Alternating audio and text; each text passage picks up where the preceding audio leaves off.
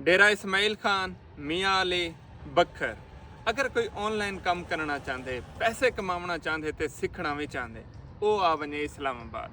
असां सिखे सूं शॉपिफाई ते कम किवें करेंदे, शॉपिफाई नाल बिजनेस किवें करेंदे। दूजा असां सिखे सूं डॉलर किवें कमाइंदे। डॉलर कमाउण वास्ते तारे शॉपिफाई सिखणो ज़रूरी है, मतलब फ्रीलांसिंग करना ज़रूरी है। ये दोहें चीज़ां असां सिखे सूं। तो आपको करना क्या है, 2 कने 3 महीने की कोड़ी घुट्टी भरनी है और तुस आने इस्लामाबाद। इतना तुस रहने, इतना तुस सीखने। सीखने के बाद तुहाडे कने ऑप्शन है कि तुस हुण सीख गए, तुहाडे कने ऑप्शन क्या है।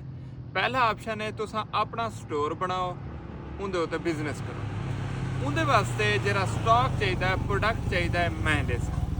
अगर तुस आप गिन सकते वे तुस आप गिनसो।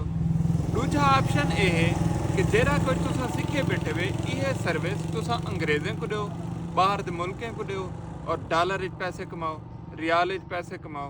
उनके वास्ते क्या है, तो आपको फ्रीलांसिंग करनी पौसी। फ्रीलांसिंग भी असां सीखे सूं। हुण फ्रीलांसिंग ही सीखे सूं, बिजनेस करना सीखे सूं। ये सीखण दे बाद तुसां रोज़ी लायक हो सो तो पैसे कमा सो। तुहाडे चो कुछ बंदे 50,000 कमा सन, तुहाडे चो कुछ बंदे करोड़ रुपया कमा सन, तुहाडे चो कोई बंदे लाख रुपया